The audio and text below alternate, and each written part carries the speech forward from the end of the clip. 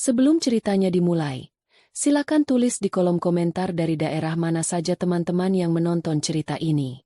Jangan lupa like dan subscribe agar channel ini bisa semakin berkembang dan bisa mempersembahkan cerita yang lebih menarik lagi. Mentari menyendokkan nasi goreng terakhir ke piring kecil di hadapannya.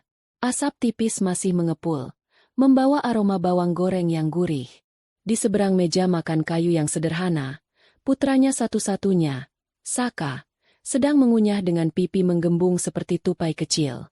Usianya baru 5 tahun, namun sorot matanya selalu memancarkan kecerdasan yang melampaui usianya, diiringi rasa ingin tahu yang tak pernah ada habisnya.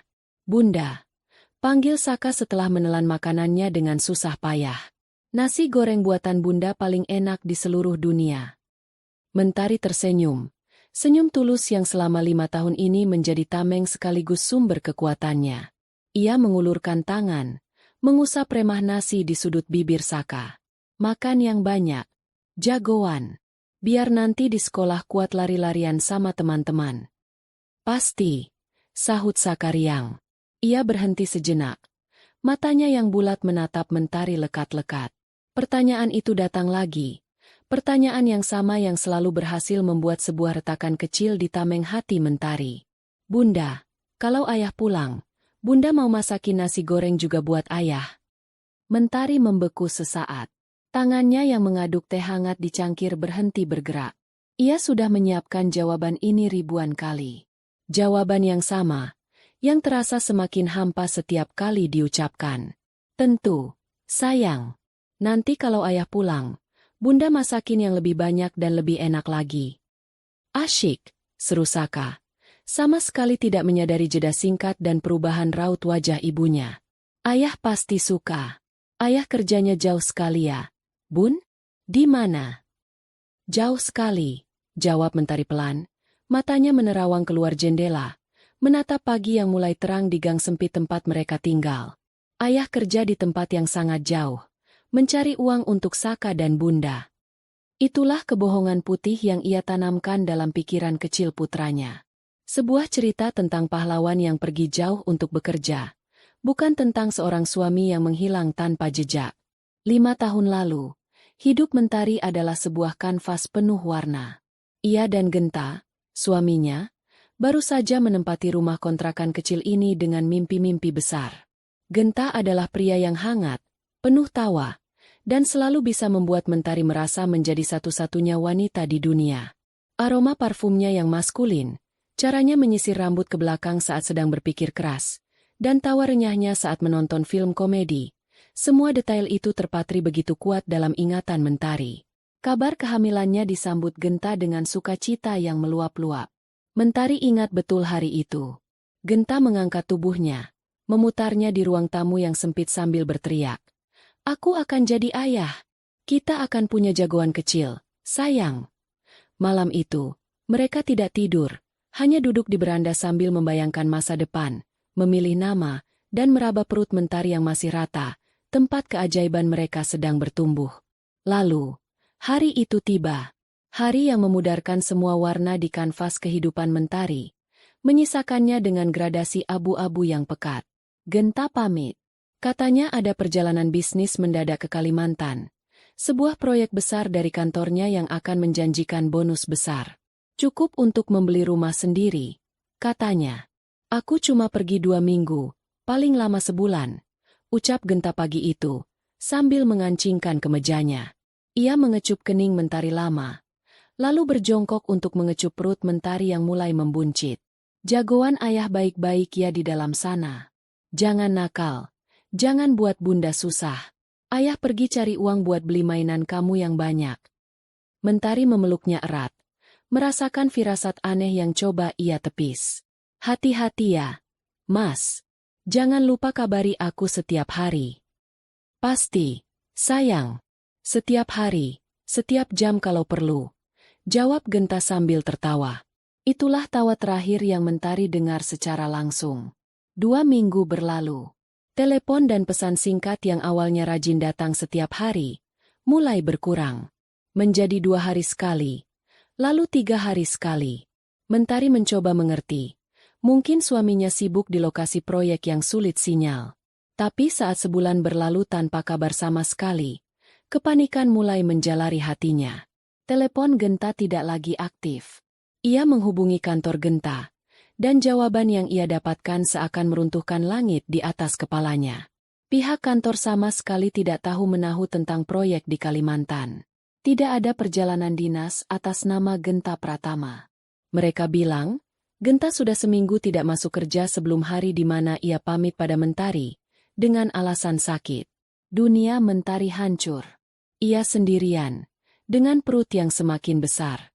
Ia melapor ke polisi, mencari ke teman-teman Genta, mendatangi sanak saudaranya yang jauh. Hasilnya nihil.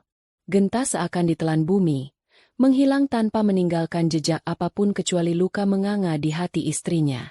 Hari-hari setelahnya adalah kabut tebal berisi air mata, ketakutan, dan pertanyaan tanpa jawaban. Ia harus kuat, demi janin yang ia kandung, demi darah daging Genta yang tumbuh di rahimnya.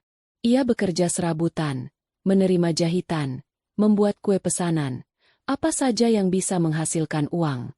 Saat Saka lahir, tangis bayi mungil itu menjadi cambuk yang memaksanya untuk bangkit dan berhenti meratapi nasib. Lamunan Mentari buyar saat Saka menarik-narik ujung bajunya. "Bunda, ayo, nanti Saka telat." Iya, sayang." Mentari tergagap, segera bangkit dan mengambil tas sekolah Saka.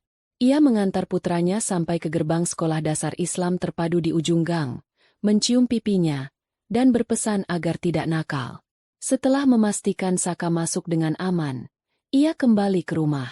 Kesunyian rumah selalu terasa lebih menusuk setelah Saka pergi. Mentari menghidupkan laptop tuanya, mulai mengerjakan pesanan desain logo dari seorang klien. Jari-jarinya menari di atas papan ketik. Namun pikirannya melayang. Apakah Genta masih hidup? Apakah ia baik-baik saja? Ataukah sesuatu yang buruk telah menimpanya? Kadang, di malam-malam yang paling sunyi, Mentari berharap lebih baik Genta telah tiada. Karena pikiran bahwa Genta sengaja meninggalkannya terasa jauh lebih menyakitkan daripada kematian itu sendiri. Siang itu, saat ia sedang khusyuk menatap layar, suara ketukan di pintu membuatnya terkejut. Ia bergegas membuka pintu dan mendapati Citra, sahabatnya sejak SMA, berdiri di sana dengan senyum lebar yang menular. "Citra, tumben siang-siang kesini? Nggak kerja?" Sapa Mentari, mencoba terdengar ceria. "Sengaja bolos. Ada kabar super penting dan aku harus jadi orang pertama yang ngasih tahu kamu langsung." Cerocos Citra sambil masuk dan langsung merebahkan diri di sofa usang di ruang tamu. Citra adalah kebalikan dari Mentari. Ia selalu penuh energi, cerewet, dan tidak pernah bisa diam. Dialah satu-satunya orang yang setia menemaninya melewati masa-masa tergelapnya. "Kabar apa? Kamu dilamar anak presiden." Canda Mentari sambil membawakan segelas air putih. Citra tertawa. "Lebih bagus dari itu. Sepupuku, Safira, akhirnya mau nikah." Serunya sambil mengeluarkan sesuatu dari tasnya. Sebuah undangan tebal berwarna gading dengan ukiran benang emas. Mewah dan elegan. Mentari mengambil undangan itu. Nama mempelai wanita, Safira Ayunindya, tertera di sana. Ia tidak terlalu mengenal sepupu Citra yang satu ini, hanya pernah bertemu sekali atau dua kali di acara keluarga Citra. "Wah, selamat ya buat sepupu kamu. Akhirnya." "Iya, kan? Setelah patah hati gara-gara tunangannya yang dulu, aku kira dia bakal jadi perawan tua. Ternyata ketemu jodohnya. Katanya si pengusaha properti gitu. Duda keren, baik banget orangnya." Jelas Citra panjang lebar. Mentari hanya mengangguk-angguk, tidak terlalu tertarik. Ia meletakkan undangan itu di meja. "Dan," lanjut Citra dengan nada penuh penekanan, "kamu, Mentari Ayu Dewi, harus datang. Titik. Tidak ada penolakan." Mentari langsung menggeleng. Kamu tahu sendiri kan aku nggak pernah datang ke acara-acara kayak gitu, Cit. Lagi pula, aku nggak kenal dekat sama Safira." Wajah Citra langsung cemberut. "Men, ayolah. Ini bukan cuma soal Safira. Ini soal kamu. Sudah 5 tahun. Men, 5 tahun kamu mengurung diri. Kamu kerja dari rumah, nganter Saka sekolah, pulang, terus begitu setiap hari. Kapan terakhir kali kamu dandan cantik? Kapan terakhir kali kamu ketemu banyak orang? Aku ini sahabatmu. Aku khawatir. Nasihat itu sudah sering Mentari dengar. Ia tahu Citra benar. Tapi membayangkan dirinya berada di tengah keramaian pesta pernikahan, melihat pasangan bahagia di pelaminan, rasanya seperti menyiram luka dengan air garam. Itu adalah pengingat akan kebahagiaan yang pernah ia miliki dan direnggut paksa darinya. Aku nggak punya baju yang pantas, Cit. Dalih Mentari, mencari alasan lain. Soal baju gampang. Kita bongkar lemari kamu.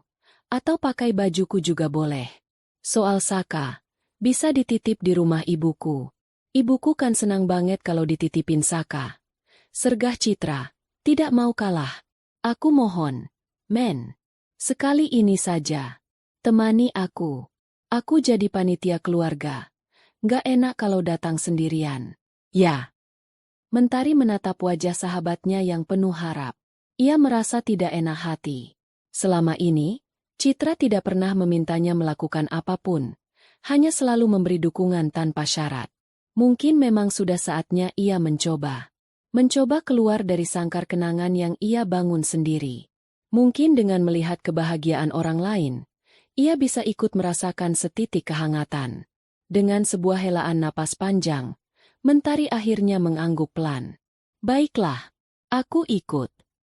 Wajah Citra langsung bersinar seperti matahari. Ia memeluk Mentari erat-erat. Nah, gitu dong. Awas ya kalau batal. Sabtu malam, jam 7.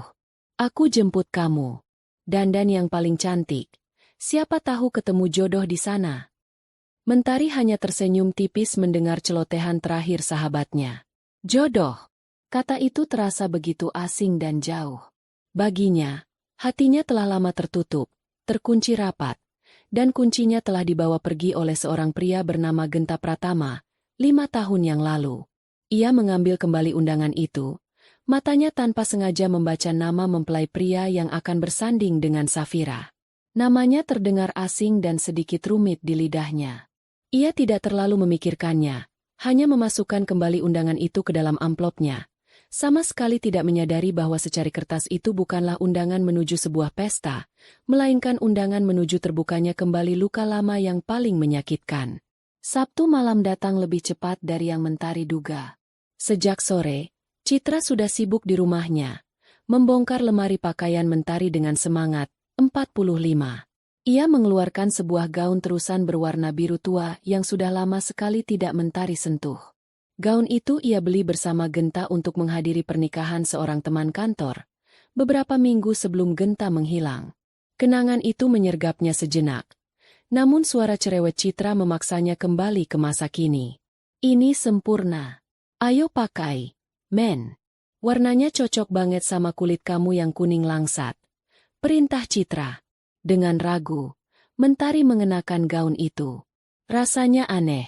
Kain lembut itu terasa asing di kulitnya yang lebih terbiasa dengan daster dan kaos longgar. Saat ia berdiri di depan cermin, ia melihat sosok yang berbeda. Sosok wanita yang lebih dewasa, dengan sorot mata yang lebih sayu, namun masih menyisakan jejak kecantikan yang dulu sering dipuji Genta. Citra tidak memberinya waktu untuk melamun. Ia mendudukkan Mentari di kursi, lalu mulai memoleskan riasan tipis ke wajahnya. Bedak, perona pipi, sedikit celak mata, dan lipstik berwarna natural. Nah, lihat, kamu itu cantik, Mentari. Jangan disembunyikan terus. Ujar Citra puas dengan hasil karyanya. Mentari menatap pantulan dirinya di cermin. Untuk pertama kalinya dalam 5 tahun, ia merasa sedikit berbeda. Bukan bahagia, tapi setidaknya, ia merasa seperti manusia lagi. Bukan hanya sekadar mesin yang berfungsi untuk bertahan hidup. Ia menitipkan Saka di rumah Ibu Citra, yang menyambut cucu titipannya itu dengan pelukan hangat. Saka tampak senang, karena itu berarti ia bisa bermain sepuasnya tanpa harus cepat-cepat tidur. Perjalanan menuju gedung pernikahan terasa menegangkan bagi Mentari. Jantungnya berdebar lebih kencang dari biasanya. Citra yang menyetir terus mengoceh tentang betapa megahnya acara ini, tentang siapa saja yang akan datang, mencoba mengalihkan kegugupan sahabatnya. Gedungnya pakai yang paling mahal di kota ini. Loh, keluarga Safira kan gak mau setengah-setengah kalau bikin acara. Katanya makanannya juga enak-enak banget. Kamu harus coba kambing gulingnya nanti, kata Citra. Mentari hanya tersenyum kecil. Pikirannya tidak pada makanan atau kemegahan gedung. Ia hanya berharap bisa melewati malam ini dengan cepat.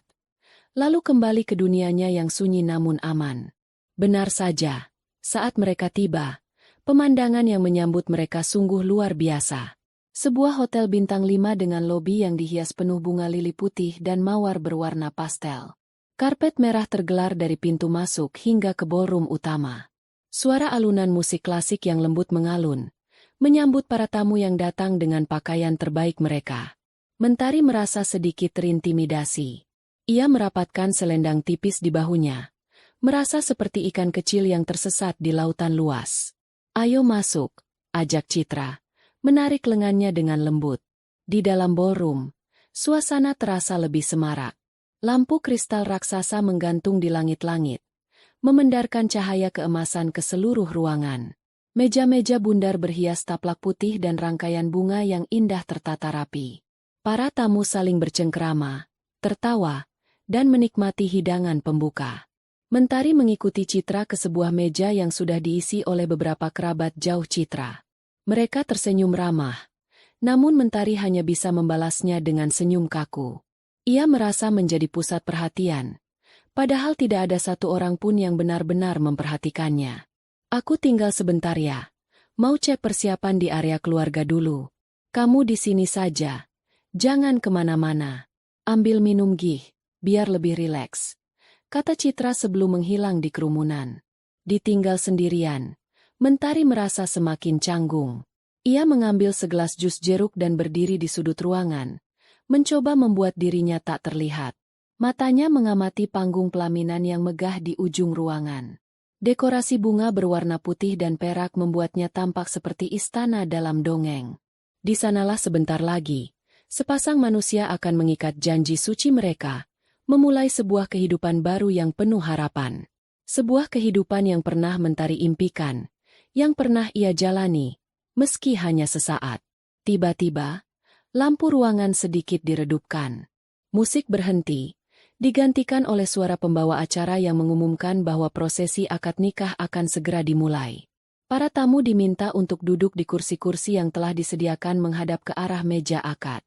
Mentari mencari tempat duduk di barisan agak belakang, dekat dengan pilar besar, berharap bisa bersembunyi di baliknya. Suasana menjadi hikmat. Penghulu dan para saksi telah duduk di tempatnya. Tak lama kemudian, mempelai pria masuk, diapit oleh kedua orang tuanya. Ia mengenakan setelan beskap berwarna putih gading yang serasi dengan dekorasi. Pria itu berjalan tegap, punggungnya lurus. Ia duduk di kursi yang telah disediakan, membelakangi sebagian besar tamu, termasuk Mentari. Dari tempatnya duduk, Mentari hanya bisa melihat punggungnya yang bidang dan bagian belakang kepalanya yang berambut hitam legam. Ada sesuatu yang samar-samar terasa akrab dari postur tubuh itu, cara ia duduk, dan bentuk bahunya. Namun, Mentari segera menggelengkan kepala, menertawakan pikirannya sendiri. Tentu saja tidak mungkin. Ia hanya terlalu banyak berpikir. Kemudian, mempelai wanita, Safira, masuk dengan diiringi keluarganya. Ia tampak begitu cantik dan anggun dalam balutan kebaya putih bertabur payet. Wajahnya bersinar penuh kebahagiaan. Ia duduk di samping calon suaminya. Pembawa acara mempersilakan ayah dari mempelai wanita untuk memulai prosesi. Jantung Mentari berdetak normal. Ia hanya seorang penonton, seorang tamu yang datang untuk menghargai undangan sahabatnya. Ia menunduk, memainkan ujung selendangnya. Tidak terlalu ingin menyaksikan momen sakral yang bisa membangkitkan kenangan pahitnya. Suasana menjadi hening total. Hanya suara penghulu yang memberikan wejangan singkat yang terdengar. Lalu, tiba saatnya. Saat paling inti dari seluruh acara. Penghulu menjabat tangan mempelai pria dengan erat. Saudara, penghulu menyebutkan nama lengkap mempelai pria. Sebuah nama yang tadi siang sempat Mentari baca di undangan, namun tak ia hiraukan. Ayah Safira mulai mengucapkan kalimat ijabnya dengan suara bergetar menahan haru. Dengan mas kawin tersebut, dibayar tunai. Hening sejenak. Sangat hening. Seluruh ballroom seakan menahan napas, menunggu satu kalimat balasan dari sang mempelai pria. Mentari masih menunduk. Lalu, suara itu datang. Sebuah suara pria yang tegas, berat, dan dalam. Suara yang begitu ia kenal, bahkan dalam tidurnya. Suara yang setiap malam ia panggil dalam doanya. Suara yang telah hilang dari hidupnya selama 5 tahun. Saya terima nikah dan kawinnya Safira Ayunindya binti Bapak Hendrawan. Dengan mas kawin tersebut, dibayar tunai.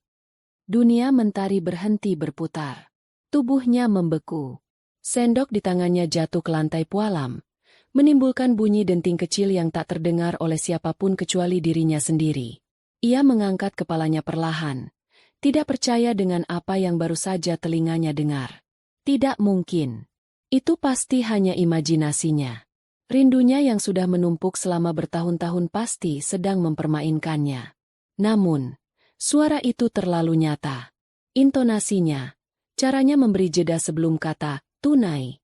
Semuanya adalah milik Genta. Milik suaminya. Para saksi dan tamu serentak berteriak. Sah! Gema kata, sah.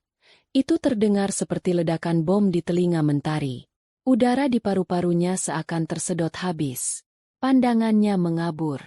Tepat pada saat itu, seolah menjawab keraguan di benaknya, mempelai pria itu berbalik. Ia menoleh ke arah istrinya yang baru saja sah, Safira, dan memberikannya sebuah senyuman. Senyuman terhangat yang pernah Mentari kenal. Senyuman yang dulu hanya diperuntukkan baginya. Dan wajah itu. Wajah yang setiap detailnya ia hafal di luar kepala. Rahangnya yang tegas, hidungnya yang mancung, dan tahi lalat kecil di atas bibir kanannya. Tidak salah lagi. Itu Genta Pratama. Suaminya. Ayah dari Saka. Pria yang ia kira hilang. Pria yang ia doakan siang dan malam keselamatannya. Pria yang ia tangisi setiap malam. Kini duduk di sana, di pelaminan megah, menikahi wanita lain, memulai hidup baru di atas reruntuhan hidup Mentari. Napas Mentari tercekat di tenggorokan. Rasa dingin yang menusuk menjalari seluruh tubuhnya, dimulai dari ujung kaki hingga ke ubun-ubun. Semua kekuatan yang selama ini ia kumpulkan, semua tameng yang ia bangun, hancur berkeping-keping dalam 1 detik. Yang tersisa hanyalah kehampaan yang begitu pekat dan rasa sakit yang tak terperikan. Waktu seakan berjalan lambat, meregang hingga nyaris putus. Di depan sana, di atas panggung yang bermandikan cahaya, Mentari melihat Genta memasangkan cincin ke jari manis Safira. Ia melihat Genta mengecup kening istri barunya dengan lembut. Sebuah gestur yang dulu selalu berhasil meluluhkan hati Mentari. Tepuk tangan meriah dari para tamu terdengar seperti gemuruh ombak yang siap menenggelamkannya. Setiap pasang tangan yang bertepuk adalah palu yang menghantam paku ke peti mati hatinya. Ia tidak bisa bernapas. Udara di dalam ballroom yang sejuk mendadak terasa panas dan menyesakan. Seolah seluruh oksigen telah dihisap keluar dari ruangan. Kepalanya pusing, dan pandangannya mulai berputar. Sosok Genta dan Safira yang tersenyum bahagia di pelaminan tampak berbayang. Tumpang tindih dengan kenangan pernikahannya sendiri di sebuah aula kecil yang sederhana 5 tahun lalu. Senyum yang sama, tatapan yang sama, janji yang sama. Semua ternyata hanyalah kebohongan. Sebuah dorongan primitif untuk melarikan diri mengambil alih seluruh kesadarannya. Ia harus keluar dari sini. Sekarang juga. Ia tidak peduli lagi pada citra, pada sopan santun, pada tatapan orang-orang. Ia bangkit dari kursinya dengan gerakan kaku.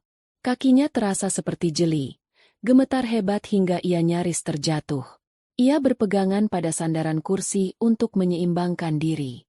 "Men, kamu mau kemana?" Sebuah suara di sebelahnya bertanya. Salah seorang kerabat Citra yang duduk satu meja dengannya. Mentari tidak menjawab. Ia bahkan tidak menoleh. Dengan pandangan lurus ke depan, tertuju pada pintu keluar di seberang ruangan, ia mulai berjalan. Langkahnya cepat dan tidak teratur. Ia menabrak punggung seorang tamu, yang menoleh dengan kesal. Ia menggumamkan kata maaf yang tak terdengar. Ia terus berjalan, membelah kerumunan orang yang sedang menikmati hidangan dan bercengkerama. Ia merasa seperti hantu yang berjalan di antara orang-orang yang hidup. Mereka semua tertawa, sementara di dalam dirinya, sesuatu sedang sekarat. Setiap detail di sekitarnya terasa menyiksanya. Aroma parfum para tamu, denting sendok dan garpu, alunan musik yang kembali mengalun merdu, semuanya terasa seperti duri yang menusuk gendang telinganya. Ia mempercepat langkahnya, nyaris berlari. Ia menabrak seorang pramusaji yang sedang membawa nampan berisi gelas-gelas kosong. Suara gelas pecah beradu dengan lantai marmer terdengar nyaring, membuat beberapa kepala menoleh ke arahnya. Tapi Mentari tidak peduli. Ia terus berlari, mendorong pintu ballroom yang berat itu hingga terbuka, dan akhirnya, ia berada di luar. Ia tidak berhenti. Ia berlari melewati lobi hotel yang ramai, tidak menghiraukan tatapan aneh dari para staf dan tamu hotel. Tujuannya hanya satu, udara segar. Ia butuh udara untuk mengisi paru-parunya yang terasa terbakar. Ia mendorong pintu kaca utama dan akhirnya tiba di pelataran hotel. Angin malam yang sejuk menerpa wajahnya, namun tidak mampu mendinginkan api yang membakar di dalam dadanya. Ia terus berjalan tanpa arah, menjauhi keramaian, hingga menemukan sebuah taman kecil yang remang-remang di samping area parkir. Taman itu sepi, hanya diterangi beberapa lampu taman yang redup dan suara gemericik air dari sebuah air mancur kecil di tengahnya. Di sanalah, di sudut taman yang paling gelap, di balik sebuah semak bunga bougainville, kekuatan Mentari habis. Kedua lututnya lemas dan ia jatuh terduduk di atas rumput yang lembab. Dan tangis itu pun pecah. Bukan tangisan pelan yang tertahan, melainkan sebuah raungan putus asa yang keluar dari lubuk hatinya yang paling dalam. Isak tangisnya begitu hebat hingga seluruh tubuhnya terguncang. Ia memukul-mukul dadanya, berharap bisa mengurangi rasa sesak yang menghimpitnya, tapi sia-sia. Air mata yang selama 5 tahun ini seringkali ia tahan, kini mengalir deras tanpa bisa dibendung. Air mata rindu yang berubah menjadi air mata benci. Air mata harapan yang berubah menjadi air mata keputusasaan. 5 tahun ia menunggu. 5 tahun ia menjaga hati. 5 tahun ia membesarkan anak mereka sendirian, sambil terus meyakinkan dirinya sendiri dan putranya bahwa ayah mereka adalah pahlawan yang akan segera pulang. Ternyata, pahlawannya sedang membangun istana untuk ratu yang lain. "Kenapa, Mas, kenapa?" bisiknya di sela-sela isak tangisnya. Suaranya serak dan parau. Bayangan wajah Genta yang tersenyum pada Safira terus berkelebat di benaknya. Senyum itu, senyum yang seharusnya menjadi miliknya, kini diberikan pada wanita lain. "Teganya kamu," rintihnya lagi. Ia mencengkeram rumput di bawahnya, merasakan tanah yang dingin meresap ke telapak tangannya. Ia menangis sejadi-jadinya, mengeluarkan semua rasa sakit, pengkhianatan, dan kemarahan yang meluap-luap. Ia tidak peduli jika ada yang melihat atau mendengarnya. Pada saat itu, dunianya telah kiamat, dan tidak ada lagi yang perlu ia pedulikan. "Mentari! Ya Tuhan, Mentari!" Sebuah suara panik memanggil namanya. "Kah!" Sahabatnya itu berlari ke arahnya. Wajahnya pias karena khawatir. Ia pasti sudah mencarinya kemana-mana. "Men, kamu kenapa di sini? Aku cariin dari tadi." "Kamu sakit?" tanya Citra sambil berjongkok di hadapannya, mencoba mengangkat wajah Mentari yang terbenam di antara kedua lututnya. Mentari menggeleng, tidak sanggup berkata-kata. Isak tangisnya masih belum berhenti. "Kamu kenapa, Men? Cerita sama aku. Perut kamu sakit? Kamu salah makan?" desak Citra. Suaranya terdengar cemas. Ia sama sekali tidak mengerti apa yang sedang terjadi. Mentari mencoba berbicara, tapi yang keluar dari mulutnya hanyalah gumaman yang tidak jelas. Dia di sana." "Siapa? Siapa yang di sana?" tanya Citra bingung. Ia mengira Mentari melihat seseorang yang mengganggunya. Ia menoleh ke sekeliling taman yang sepi. "Nggak ada siapa-siapa, Men. Ayo kita pulang saja, ya? Kamu sepertinya nggak enak badan." Citra mencoba membantu Mentari berdiri, tapi Mentari menepis tangannya. Ia mengangkat wajahnya, menatap Citra dengan mata yang merah dan bengkak. Genta. Ucapnya dengan suara bergetar. Genta ada di dalam. Kening Citra berkerut dalam. Ia menatap sahabatnya dengan tatapan iba. Ia pikir, Mentari mulai berhalusinasi. Stres dan tekanan selama bertahun-tahun akhirnya mencapai puncaknya. Men, dengar. Nggak ada Genta di dalam. Kamu mungkin terlalu lelah. Ayo kita pulang, ya? Kamu butuh istirahat. Kamu nggak percaya? Sergah Mentari. Suaranya tiba-tiba meninggi. Kamu pikir aku gila? Mempelai prianya. Suami sepupu kamu itu. Itu Genta. Cit. Itu suamiku. Citra terdiam. Ia menatap Mentari lekat-lekat. Mencoba mencari kebohongan di mata sahabatnya. Tapi yang ia temukan hanyalah luka yang begitu dalam. Ia tahu nama suami Safira adalah Bramantio. Nama yang asing. Tapi melihat kondisi Mentari yang begitu hancur, sebuah keraguan mulai menyusup ke dalam hatinya. Mungkinkah? Itu tidak mungkin. Men. Namanya Bramantio. Dia pengusaha. Duda yang istrinya meninggal. Itu bohong. Potong Mentari. Suaranya kini terdengar tajam dan dingin. Air matanya mulai berhenti mengalir.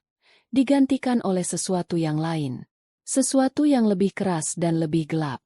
Kemarahan. Dia pembohong. Dia meninggalkan aku saat aku hamil. Cit. Dia membiarkan aku membesarkan anaknya sendirian.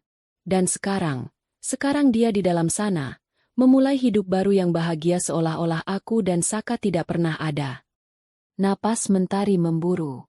Rasa sakit yang tadi membuatnya lemas kini berubah menjadi bara api yang membakar seluruh jiwanya. Ia tidak lagi merasa seperti korban yang malang. Ia merasa seperti seorang pejuang yang telah dikhianati di medan perang. Ia menatap ke arah gedung hotel yang gemerlap. Di dalam sana, pria yang telah menghancurkan hidupnya sedang merayakan kemenangannya. Tertawa, berdansa, menerima ucapan selamat. Sementara ia di sini, di sudut taman yang gelap, menangisi reruntuhan hidupnya. Ini tidak adil.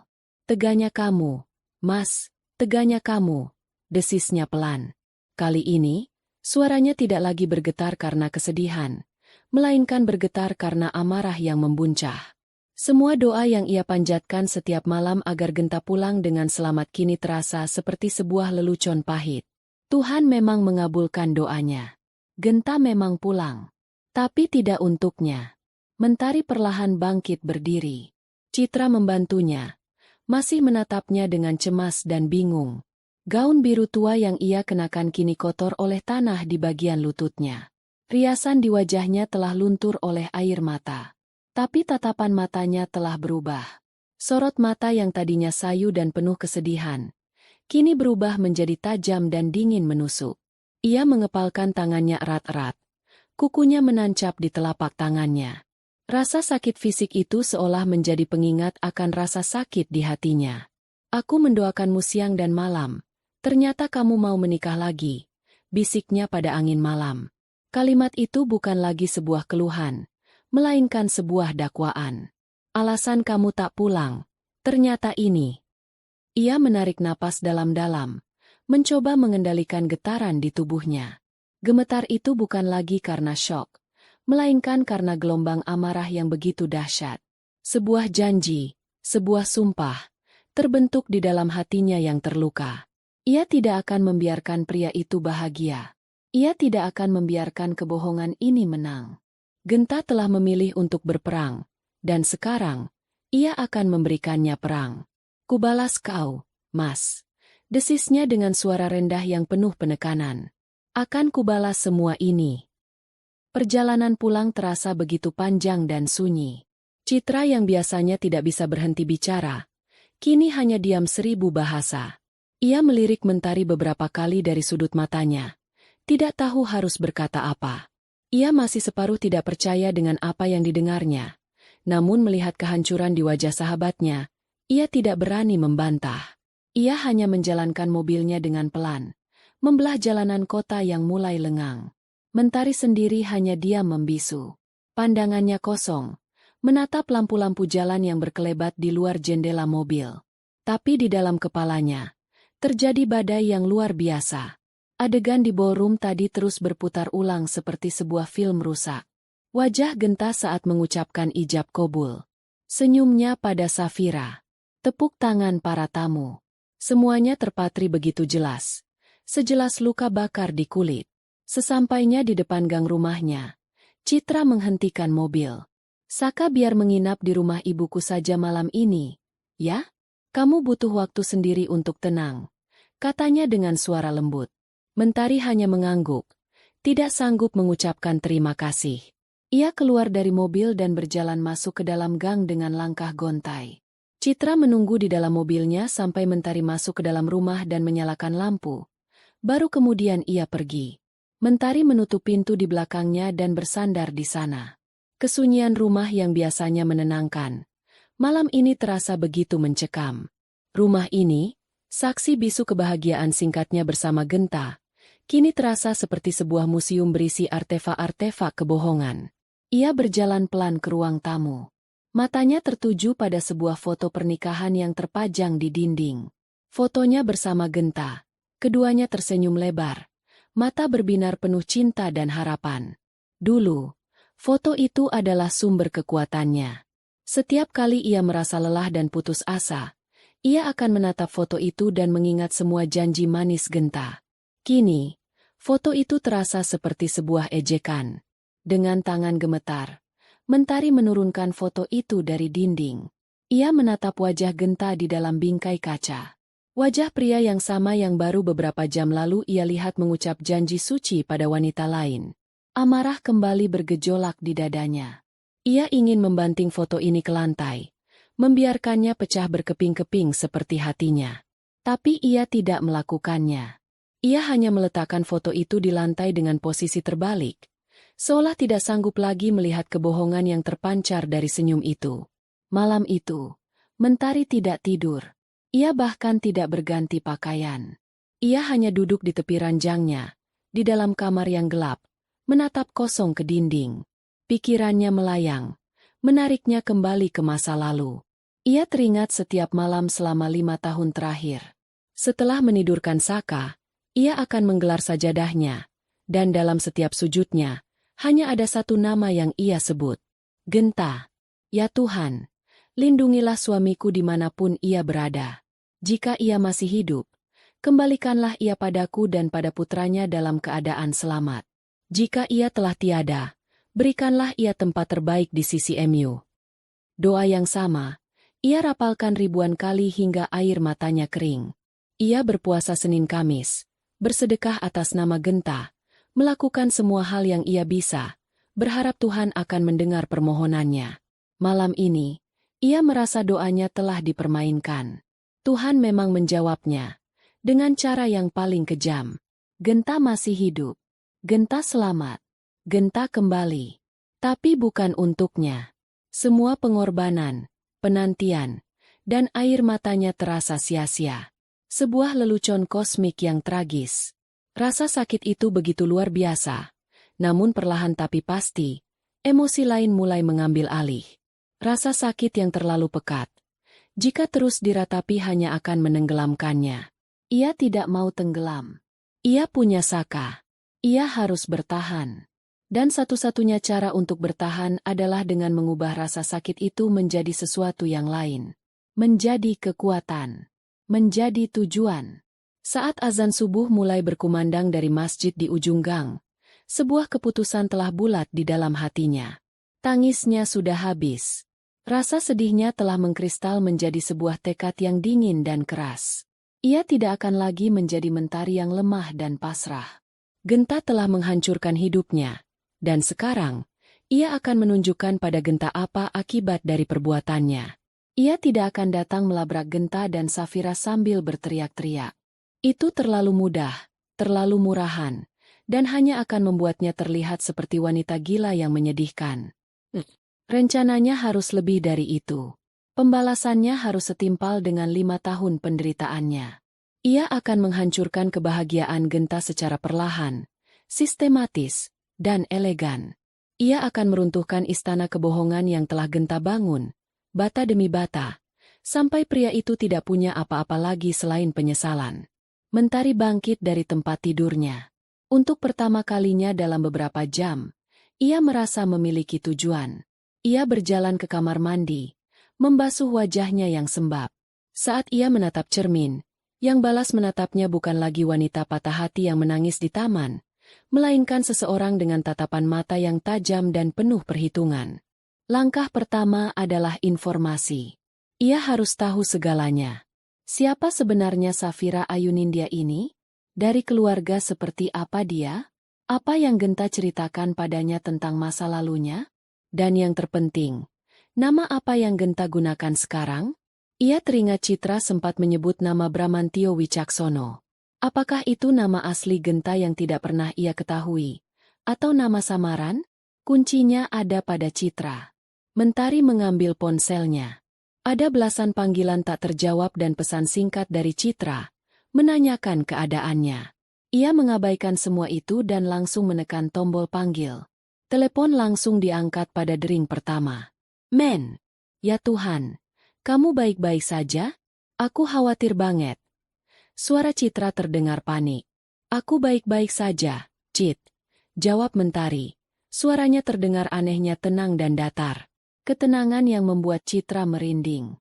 Men, soal semalam. Apa kamu yakin? Mungkin kamu salah lihat. Aku tidak salah lihat. Potong Mentari dengan tegas. Tidak menyisakan ruang untuk keraguan. Dan aku butuh bantuanmu. Terdengar helaan napas dari seberang telepon. Bantuan apa? Kamu mau aku menemanimu melabrak mereka? Jangan, men. Jangan gegabah. Aku tidak akan melakukan hal bodoh seperti itu. Sahut Mentari dingin. Aku hanya butuh informasi. Ceritakan semua yang kamu tahu tentang pria itu. Suami sepupumu, Bramantio Wicaksono. Ada jeda sejenak. Citra sepertinya sedang menimbang-nimbang. Ia takut sahabatnya akan melakukan sesuatu yang nekat. Citra, tolong, ucap Mentari. Kali ini suaranya sedikit melunak, namun penuh penekanan. Kamu satu-satunya orang yang bisa aku percaya. Anggap saja ini caraku untuk mencari kejelasan. Sebelum aku bisa benar-benar melanjutkan hidup. Aku hanya ingin tahu. Alasan itu sepertinya berhasil meyakinkan Citra. Baiklah, jawabnya akhirnya. Aku tidak tahu banyak. Tapi aku bisa coba cari tahu dari ibuku atau dari Safira langsung. Pura-pura bertanya. Aku akan hubungi kamu lagi nanti. Terima kasih, Cit. Aku berutang padamu, kata Mentari. Jangan bicara utang. Kamu sahabatku, sahut Citra. Jaga dirimu baik-baik, ya? Jangan melakukan apapun sebelum bicara padaku. Aku janji, jawab Mentari. Sebuah kebohongan kecil pertamanya dalam menjalankan rencana ini. Setelah menutup telepon, Mentari merasa secercah energi baru mengalir di tubuhnya. Ia membuka laptopnya. Jarinya menari di atas papan ketik, memasukkan nama Safira Ayunindya dan Bramantio Wicaksono di mesin pencari. Perburuan telah dimulai. Ia akan menjadi detektif dalam kisah tragisnya sendiri, mengumpulkan setiap potongan teka-teki, sebelum akhirnya ia datang untuk menagih semua hutang masa lalu yang belum terbayar.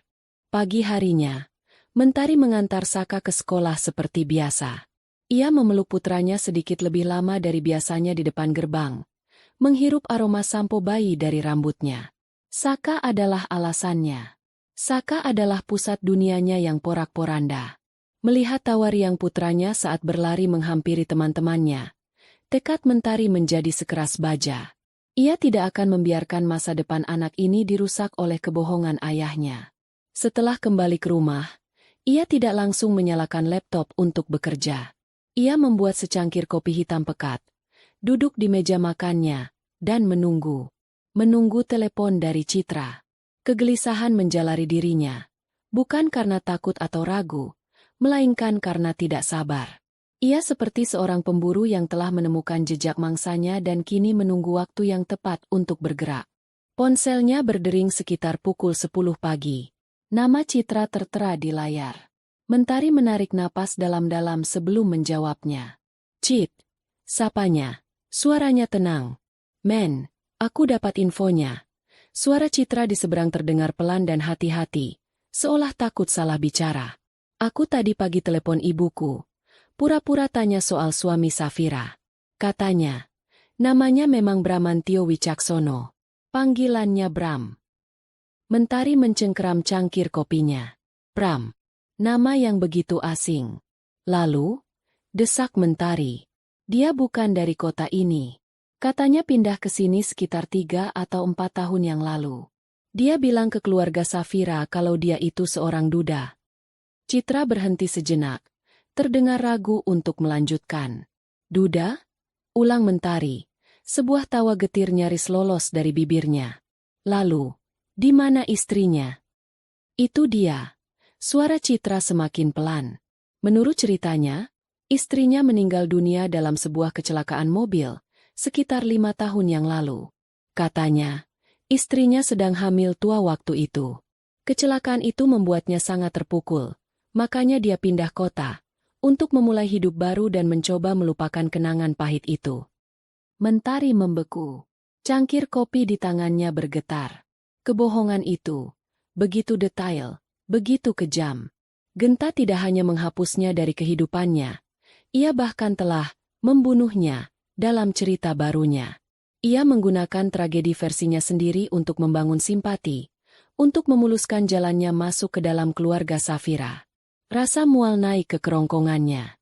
Pria macam apa yang bisa mengarang cerita kematian istri dan calon anaknya sendiri demi kepentingan pribadinya? Men, kamu masih di sana? Suara Citra terdengar khawatir. Mentari tersadar dari keterkejutannya. Rasa mual itu berubah menjadi amarah yang dingin. Ya, aku masih di sini. Apalagi yang kamu tahu? Hanya itu. Oh, dia kerja di perusahaan properti besar. Namanya Nusantara Propertindo. Jabatannya manajer proyek. Makanya keluarga Safira suka sekali padanya.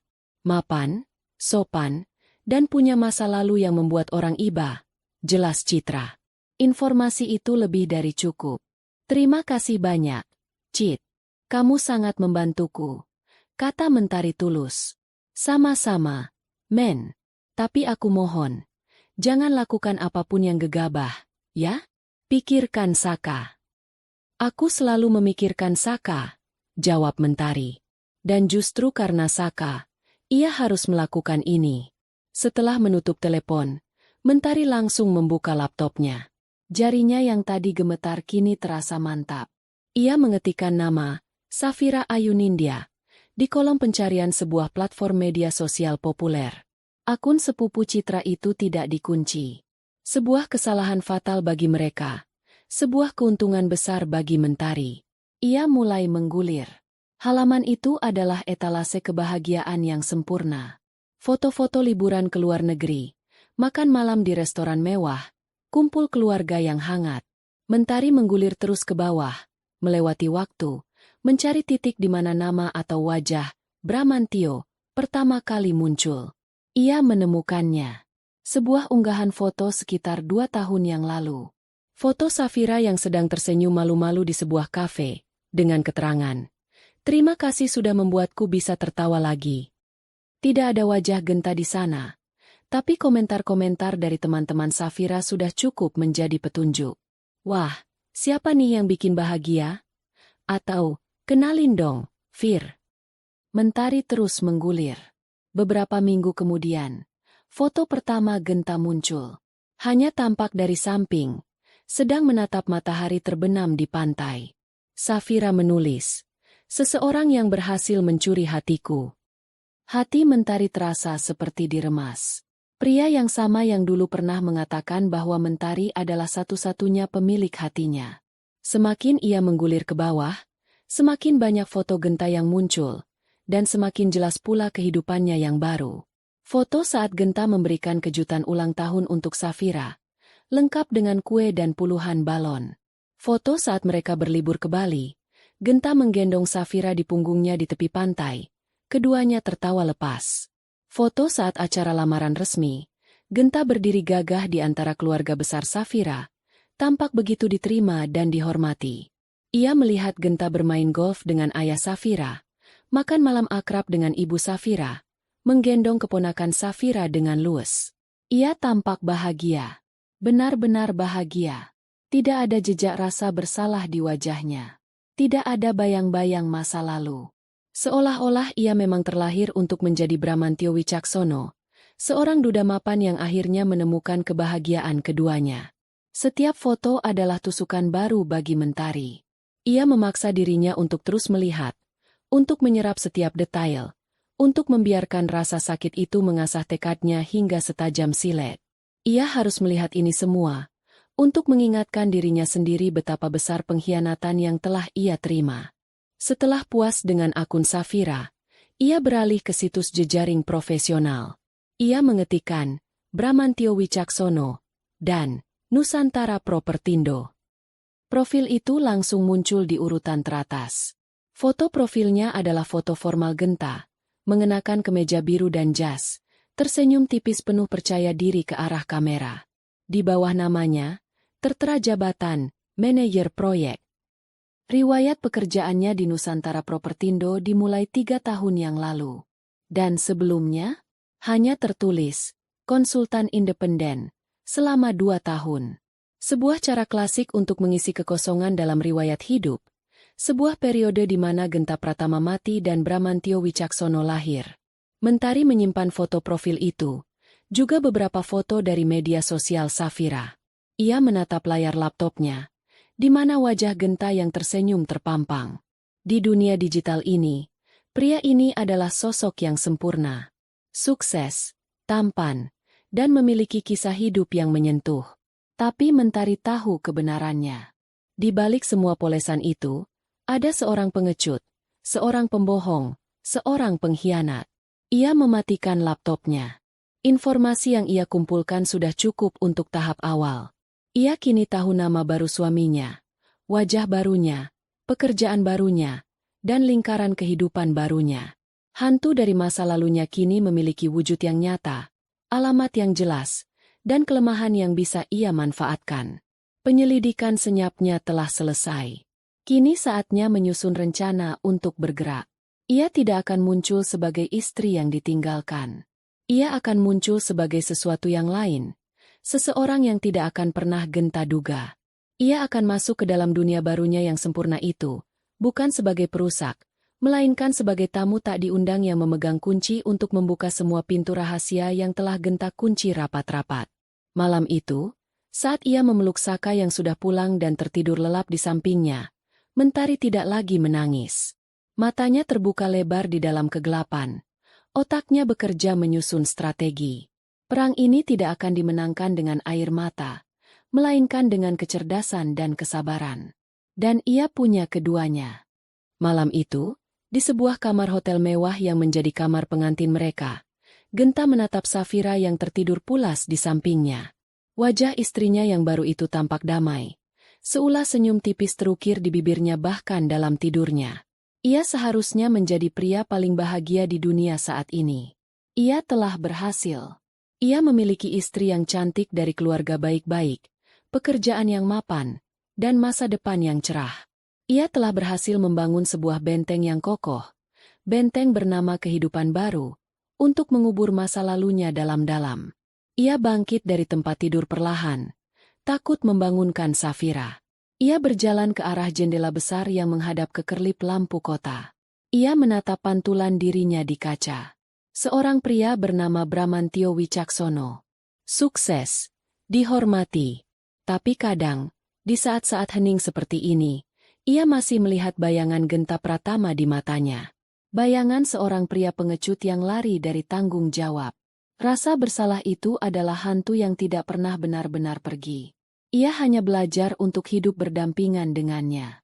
Malam ini, entah kenapa, hantu itu terasa lebih nyata. Mungkin karena prosesi pernikahan tadi, pengucapan ijab kabul, semua itu membangkitkan kenangan yang telah berusaha keras ia kubur. Kenangan tentang pernikahan lain, di sebuah aula sederhana, dengan seorang wanita yang menatapnya penuh cinta. Mentari. Genta memejamkan matanya. Dan seketika ia terlempar kembali ke masa 5 tahun yang lalu. Hidupnya saat itu terasa sempurna. Mentari sedang mengandung anak pertama mereka. Dan ia baru saja mendapat promosi kecil di kantor. Tapi di balik semua itu, ada sebuah rahasia gelap yang ia sembunyikan rapat-rapat dari istrinya. Semuanya berawal dari sebuah investasi bodong. Tergiur keuntungan cepat untuk mempersiapkan kelahiran anaknya, ia malah kehilangan seluruh tabungannya. Panik dan malu untuk mengaku pada Mentari, ia mencari jalan pintas. Seorang teman mengenalkannya pada dunia judi online. Awalnya hanya untuk iseng, mencoba peruntungan kecil. Ia menang. Kemenangan kecil itu membuatnya ketagihan. Ia merasa bisa mengembalikan semua uangnya yang hilang dalam sekejap. Tapi Dewi Fortuna tidak selamanya berpihak padanya. Kemenangan kecil itu diikuti oleh kekalahan-kekalahan besar. Semakin ia kalah, semakin ia penasaran dan menaikkan taruhannya, berharap satu kemenangan besar akan menyelesaikan segalanya. Dalam waktu singkat, ia bukan hanya kehilangan sisa uangnya, tapi juga terjerat utang pada pinjaman online dengan bunga yang mencekik. Saat ia tidak bisa lagi membayar, teror itu dimulai. Tapi puncaknya adalah ketika ia meminjam uang dari rentenir sungguhan, berharap bisa menutupi utang-utang online-nya. Itu adalah kesalahan terbesarnya. Orang-orang ini berbeda. Mereka tidak hanya mengirim pesan ancaman. Suatu malam, saat ia pulang kerja, dua orang pria berbadan besar mencegatnya di sebuah gang sepi. Tanpa banyak bicara, mereka menghajarnya hingga babak belur. "Ini cuma peringatan pertama," kata salah satu dari mereka, sambil mencengkeram kerah kemeja Genta yang sudah robek. Napasnya berbau alkohol. "Kami tahu kamu punya istri yang lagi hamil. Cantik istrimu itu." Jantung Genta serasa berhenti berdetak. "Bayar utangmu dalam seminggu. Kalau tidak, mungkin kami akan berkunjung ke rumahmu, menagih langsung pada istrimu. Siapa tahu dia bisa bayar dengan cara lain." Lanjut pria itu sambil tertawa beringas. Ancaman itu menghantam Genta lebih keras daripada pukulan apapun. Mereka tahu tentang Mentari. Mereka mengancam akan menyakiti wanita yang paling ia cintai dan calon anaknya. Malam itu, ia pulang dengan wajah lebam yang ia tutupi dengan alasan jatuh dari motor. Melihat Mentari yang dengan cemas mengobati lukanya, rasa takut dan putus asa yang luar biasa melumpuhkan Genta. Ia tidak bisa melihat jalan keluar. Melapor ke polisi? Orang-orang itu punya koneksi, dan mereka akan tahu. Mereka akan semakin marah dan nekat. Meminta bantuan keluarga? Ia terlalu malu untuk mengakui kebodohannya. Selama seminggu itu, ia hidup dalam neraka. Setiap dering telepon membuatnya melompat. Setiap motor yang berhenti di depan rumahnya membuatnya panik. Di tengah keputusasaannya, sebuah ide gila dan pengecut muncul di benaknya. Ia tidak bisa melindungi mereka jika ia ada di sini. Keberadaannya justru menjadi target yang membahayakan mereka. Satu-satunya cara untuk membuat para rentenir itu berhenti adalah dengan menghilangkan targetnya. Jika ia menghilang, utang itu tidak akan bisa ditagih. Mereka akan kehilangan jejaknya, dan semoga mereka juga akan meninggalkan Mentari sendirian. Ia meyakinkan dirinya sendiri bahwa ini adalah satu-satunya cara untuk menyelamatkan keluarganya. Sebuah pengorbanan. Ia akan pergi, membiarkan Mentari membencinya, daripada melihat Mentari terluka karena kebodohannya. Hari terakhirnya di rumah terasa seperti di neraka. Setiap senyum Mentari, setiap lusan di perutnya, terasa seperti sayatan pisau di hatinya. Ia mengarang cerita tentang perjalanan bisnis ke Kalimantan. Ia memeluk Mentari erat-erat di depan pintu, menahan air mata sekuat tenaga. Berjalan menjauh dari rumah itu adalah hal tersulit yang pernah ia lakukan dalam hidupnya. Ia tidak menoleh ke belakang, karena jika ia melakukannya, ia tahu ia tidak akan sanggup pergi. Tahun-tahun pertama setelah kepergiannya adalah masa yang berat. Ia pindah ke kota lain, hidup dari satu pekerjaan serabutan ke pekerjaan lain, menggunakan nama samaran. Ia selalu waspada, selalu merasa diawasi. Rasa bersalah dan rindu pada Mentari dan anaknya yang mungkin sudah lahir menggerogotinya setiap hari. Ia beberapa kali nyaris nekat untuk pulang, tapi rasa takutnya terlalu besar. Bagaimana jika para rentenir itu masih mencarinya? Bagaimana jika kepulangannya justru membawa bahaya bagi Mentari? Setelah 3 tahun hidup dalam pelarian, Ia merasa sedikit lebih aman. Ia berhasil mendapatkan pekerjaan yang layak di Nusantara Propertindo menggunakan identitas barunya, Bramantio Wicaksono, yang ia bangun dengan susah payah. Ia mulai menata hidupnya. Ia mencoba mencari kabar tentang Mentari secara diam-diam melalui internet, tapi tidak menemukan apapun. Ia meyakinkan dirinya sendiri, Mentari adalah wanita yang kuat. Ia pasti sudah melanjutkan hidupnya. Mungkin sudah menemukan pria lain yang lebih baik darinya. Pikiran itu menyakitkan, tapi juga memberinya semacam pembenaran untuk melakukan hal yang sama. Lalu ia bertemu Safira, seorang arsitek di salah satu proyek yang ia tangani. Safira baik, lembut, dan berasal dari keluarga terpandang. Bersamanya, Genta merasakan kembali apa artinya hidup normal. Kehidupan tanpa rasa takut. Ia mengarang cerita tentang duda yang ditinggal mati istrinya. Sebuah cerita tragis yang membuat Safira dan keluarganya menaruh simpati yang dalam padanya. Kebohongan itu terasa mudah diucapkan pada awalnya. Namun seiring berjalannya waktu, kebohongan itu menjadi kenyataan yang harus ia jalani setiap hari. Genta menghela napas. Bayangannya di kaca jendela tampak lelah. Ia telah berhasil mendapatkan kehidupan yang ia inginkan. Sebuah kehidupan yang aman dan nyaman. Ia mencintai Safira dengan caranya sendiri. Tapi cinta itu berbeda. Cinta itu adalah jangkar yang menenangkannya di masa kini, bukan api yang membakarnya seperti cintanya pada Mentari di masa lalu. Ia mendorong semua kenangan itu kembali ke sudut tergelap pikirannya. Genta Pratama sudah mati. Ia sekarang adalah Bramantio Wicaksono, suami dari Safira Ayunindya. Ia memiliki kehidupan baru yang harus ia lindungi, dengan cara apapun. Ia berbalik dari jendela, menatap kembali istrinya yang tertidur. Ia akan menjadi suami yang baik untuknya. Ia akan menebus semua kesalahannya di masa lalu dengan menjadi pria yang sempurna di masa kini. Ia tidak akan membiarkan apapun atau siapapun dari masa lalunya datang dan menghancurkan benteng yang telah ia bangun dengan susah payah ini.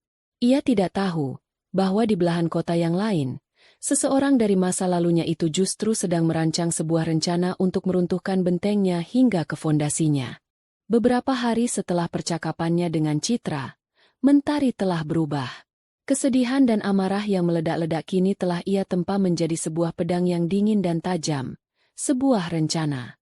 Ia sadar sepenuhnya bahwa menyerbu kehidupan Genta dengan teriakan dan air mata hanya akan berakhir sia-sia.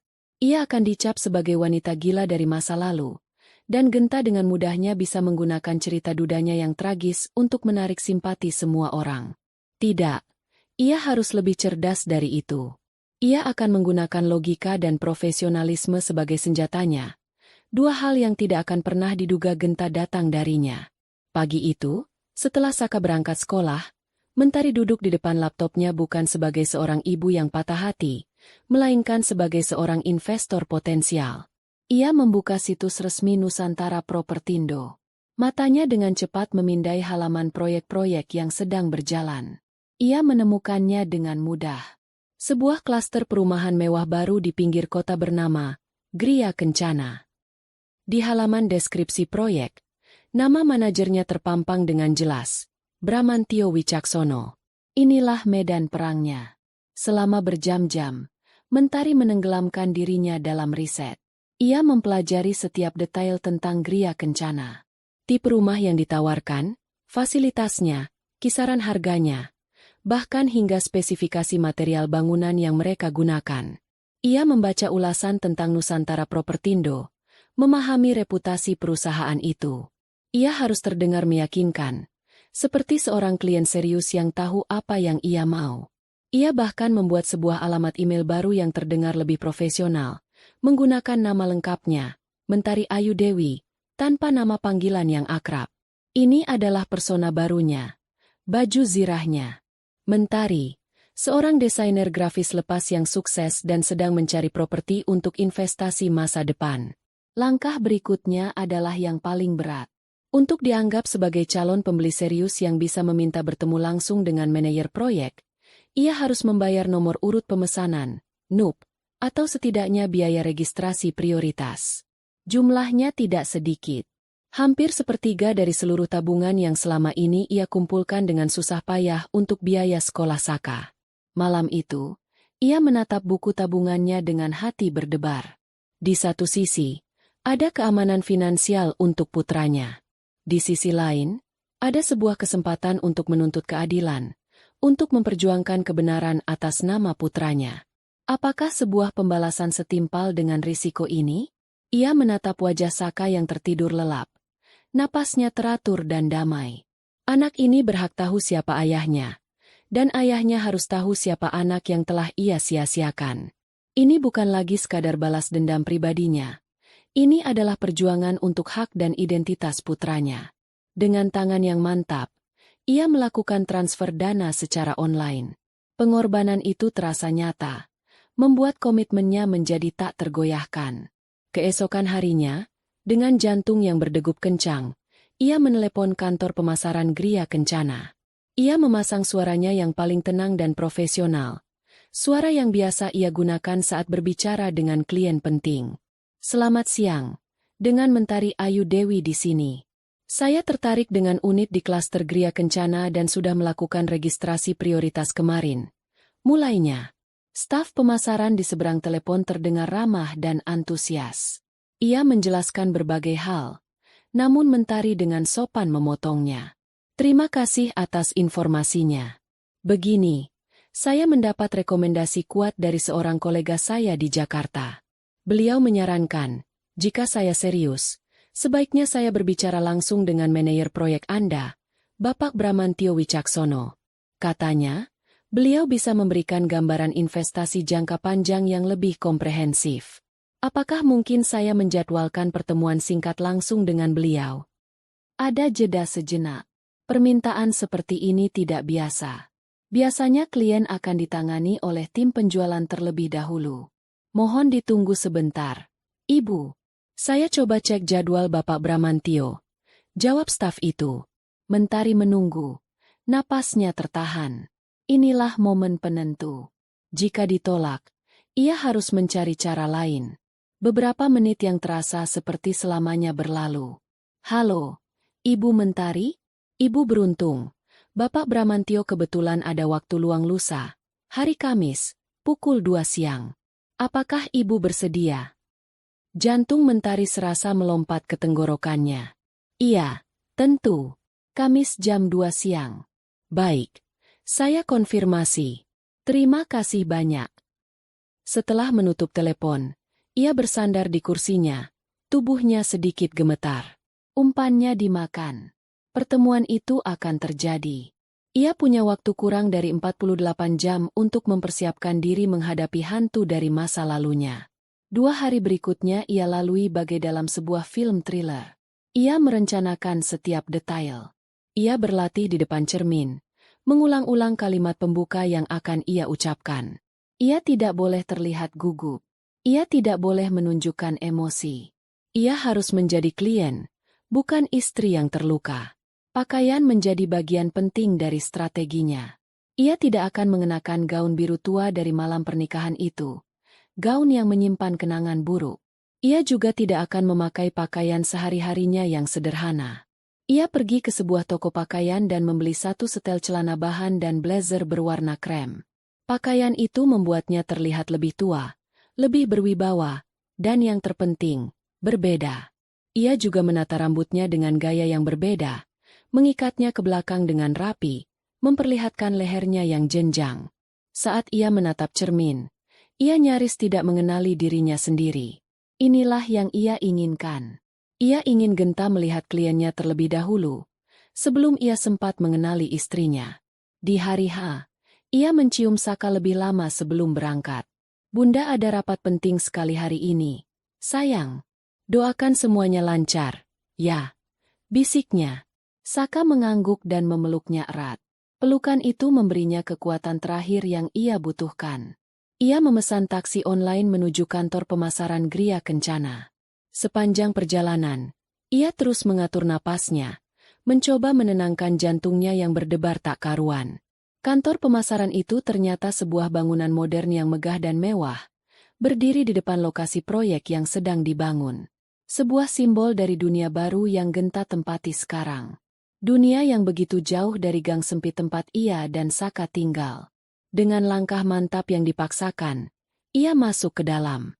Udara sejuk dari pendingin ruangan menyambutnya, bersama senyum ramah seorang resepsionis. Interiornya didominasi warna emas dan putih, dengan maket perumahan raksasa di tengah ruangan. "Selamat siang, ada yang bisa saya bantu?" Sapa resepsionis itu. "Selamat siang. Saya Mentari Ayu Dewi. Ada janji bertemu dengan Bapak Bramantio pukul 2. Jawab Mentari, bangga pada dirinya sendiri karena suaranya tidak bergetar. Resepsionis itu memeriksa catatannya, lalu tersenyum. "Ah, iya, Ibu Mentari. Silakan duduk dulu. Ibu." Bapak Bramantio sedang menyelesaikan teleponnya sebentar. Mentari duduk di salah satu sofa empuk berwarna putih. Ia meletakkan tasnya di pangkuan. Kedua tangannya saling meremas di dalamnya. Waktu terasa merayap. Setiap detik penantian menggerogoti keberaniannya. Ia takut. Ia sangat takut. Takut jika saat melihat wajah Genta nanti, semua pertahanannya akan runtuh. Takut jika ia hanya akan bisa menangis. 15 menit kemudian, interkom di meja resepsionis berbunyi. Resepsionis itu mengangkatnya, mendengarkan sejenak, lalu meletakkannya kembali. Ia bangkit dan berjalan menghampiri Mentari dengan senyum yang sama ramahnya. "Ibu Mentari, mohon maaf sudah menunggu. Bapak Bramantio sudah siap untuk bertemu dengan Ibu sekarang." Jantung Mentari seakan berhenti berdetak sesaat. "Inilah saatnya. Silakan lewat sini. Ruangannya ada di ujung koridor sebelah kanan." Lanjut resepsionis itu sambil menunjuk ke sebuah lorong yang terang. Mentari bangkit berdiri. Kakinya terasa sedikit berat, tapi ia memaksanya untuk melangkah.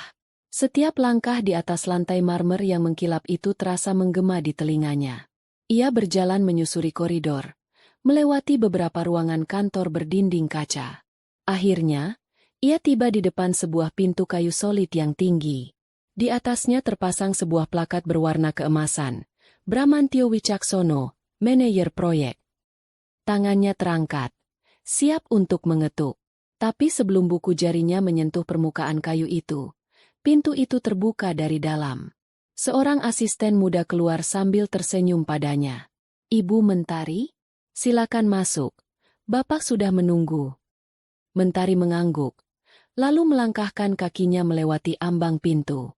Di sanalah, di balik sebuah meja mahoni yang besar dan kokoh, ia akan bertemu kembali dengan masa lalunya, masa kininya, dan penentu masa depannya. Ruangan itu luas dan dingin. Aroma kopi dan pengharum ruangan yang mahal menguar di udara. Di sisi kanan, sebuah jendela besar dari lantai hingga langit-langit menyuguhkan pemandangan langsung ke lokasi proyek yang sibuk dengan lalu lalang pekerja dan alat berat. Seorang pria berdiri membelakanginya di depan jendela itu. Tampaknya sedang mengamati sesuatu di luar sambil memegang cangkir di tangannya. Postur tubuhnya yang tegap dan bahunya yang bidang. Mentari mengenali siluet itu bahkan dalam tidurnya. Pria itu berbalik saat mendengar suara langkah kaki Mentari. Wajahnya memasang senyum standar yang ramah dan profesional. Senyum yang mungkin ia berikan pada puluhan klien setiap minggunya. "Selamat siang, Ibu Mentari. Saya Bramantio. Senang bertemu dengan Anda. Terima kasih sudah berken." Kalimatnya terputus di tengah jalan. Senyum di wajahnya membeku, lalu perlahan luntur seperti ket basah yang tersiram air. Matanya yang tadinya memancarkan keramahan bisnis, kini melebar. Pupil matanya membesar, memantulkan keterkejutan yang murni. Bibirnya sedikit terbuka, seolah ingin mengatakan sesuatu tapi tidak ada suara yang keluar. Warna di wajahnya memucat drastis. Dari sawo matang yang sehat menjadi pias seperti kertas. Ia mundur selangkah, tangannya yang memegang cangkir bergetar hingga menimbulkan bunyi gemerincing kecil. Matanya menatap Mentari dari ujung rambut hingga ujung kaki, seolah sedang melihat sesosok hantu yang bangkit dari kubur. Di matanya, Mentari bisa melihat serangkaian emosi yang berkelebat cepat. Kebingungan, penyangkalan, ketidakpercayaan, dan akhirnya, ketakutan yang telanjang. Di tengah keheningan yang menyesakkan itu, Mentari justru menemukan kekuatannya. Melihat keterkejutan dan ketakutan di wajah Genta memberinya kendali penuh atas situasi ini. Ia tidak membiarkan keheningan itu berlarut-larut. Dengan ketenangan yang ia latih selama 2 hari terakhir, ia melangkah maju, menutup pintu kayu di belakangnya dengan pelan hingga terdengar bunyi, klik, yang lembut namun seakan memekakan telinga di ruangan yang sunyi itu. Bunyi itu seolah menjadi penanda, mengunci mereka berdua di dalam sebuah arena di mana kebenaran akan ditelanjangi. Ia berjalan ke arah kursi yang ada di depan meja Genta, dan duduk dengan anggun. Ia meletakkan tas tangannya di atas pangkuan, posturnya tegak, dagunya sedikit terangkat. Ia membiarkan Genta tetap berdiri di sana, lumpuh oleh keterkejutannya. Akhirnya, Mentari membuka suara. Ia tidak berteriak. Ia tidak menangis. Suaranya datar, dingin, dan menusuk langsung ke jantung pertahanan Genta. "Halo, Mas Genta," sapanya pelan. "Atau sekarang, saya harus panggil Bapak Bramantio." Penggunaan nama, Genta, adalah serangan pertama. Nama dari masa lalu yang seharusnya sudah terkubur, kini diucapkan di tengah istana barunya. Genta tersentak, seolah baru tersadar dari mimpi buruk. Mentari?" Suaranya serak, nyaris tidak terdengar. Bagaimana? Bagaimana kamu bisa ada di sini?" Ini tidak mungkin. Dunia ini sempit sekali." "Ya, Mas?" jawab Mentari. Sebuah senyum tipis yang sama sekali tidak mencapai matanya terukir di bibirnya. Ia mengabaikan pertanyaan Genta, tidak memberinya kesempatan untuk mengambil alih percakapan. Ia memegang kendali penuh. 5 tahun itu waktu yang sangat lama. Lanjutnya, matanya menatap lurus ke mata Genta, tidak berkedip. "Aku ingin cerita sedikit tentang bagaimana aku melewati 5 tahun itu. Kamu mau dengar?" Genta masih berdiri mematung, tidak bisa menjawab. Pikirannya kacau balau. Mentari tidak menunggunya. Ia mulai bercerita.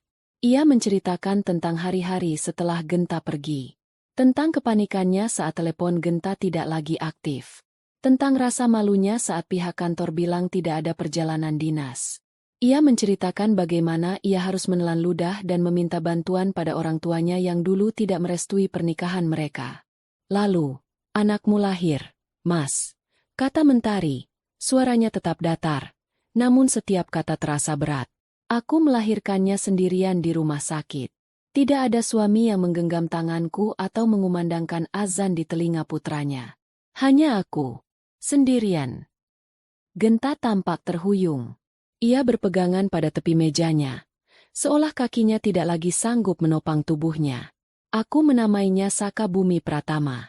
Aku sengaja tetap memakai nama belakangmu, Pratama, supaya dia selalu ingat siapa ayahnya, meskipun ayahnya tidak pernah mengingatnya." Lanjut Mentari. Ia menceritakan tentang malam-malam tanpa tidur saat Saka sakit. Tentang bagaimana ia bekerja serabutan, menerima pesanan desain sampai subuh demi bisa membeli susu dan popok. Tentang pertanyaan Saka setiap kali melihat teman-temannya dijemput oleh ayah mereka. "Ayah Saka di mana, Bunda?" Kisah itu, yang diceritakan tanpa air mata, justru terasa jauh lebih menyakitkan. Itu bukan keluhan, melainkan sebuah laporan fakta yang dingin dan brutal tentang kehidupan yang telah Genta buang. Setelah selesai dengan ceritanya, Mentari mengubah topik. "Aku dengar dari seorang teman, istrimu meninggal dalam kecelakaan saat sedang hamil. Aku turut berduka cita," katanya. Nada ironi dalam suaranya begitu tajam hingga bisa mengiris kulit. "Pasti berat sekali ya, Mas, hidup dengan kenangan sepahit itu. Membangun hidup baru di atas tragedi." Wajah Genta yang sudah pucat kini berubah menjadi seputih kain kafan. Ia tahu, Mentari tahu segalanya. Kebohongan utamanya, fondasi dari kehidupan barunya, telah terbongkar. Aku bisa jelaskan." Genta akhirnya berhasil mengeluarkan suara, napasnya terengah-engah. "Itu tidak seperti yang kamu pikirkan. Aku terpaksa. Aku pergi untuk melindungi kamu." Ia mulai menceritakan tentang utang, tentang rentenir, tentang ancaman terhadap Mentari yang sedang hamil. Cerita yang mungkin akan terdengar heroik jika ia ceritakan 5 tahun yang lalu, kini terdengar seperti alasan pengecut yang menyedihkan. Mentari mendengarkannya sampai selesai, tanpa ekspresi. Saat Genta selesai bicara, dengan napas yang memburu, Mentari perlahan membuka tas tangannya. Genta mengira ia akan mengeluarkan sesuatu untuk mengancamnya. Tapi yang Mentari keluarkan hanyalah sebuah dompet usang. Dari dalam dompet itu, ia mengeluarkan sebuah foto yang sedikit terlipat di ujungnya. Ia tidak membantingnya atau melemparkannya. Ia meletakkannya dengan tenang di atas permukaan meja mahoni yang mengkilap, lalu mendorongnya perlahan ke arah Genta. Foto itu adalah foto Saka saat acara perpisahan di taman kanak-kanak beberapa minggu yang lalu. Saka mengenakan toga wisuda kecil, tersenyum lebar ke arah kamera, memamerkan giginya yang ompong di bagian depan. Matanya yang berbinar dan bentuk senyumnya adalah cerminan yang sempurna dari wajah Genta sendiri. "Ini putramu," kata Mentari, dan untuk pertama kalinya, suaranya sedikit bergetar oleh emosi yang ia tahan. Namanya Saka. Usianya 5 tahun. Dia suka nasi goreng dan mobil-mobilan. Dia anak yang pintar dan pemberani, jauh lebih berani daripada ayahnya. Genta menatap foto itu. Tangannya yang gemetar terulur untuk mengambilnya.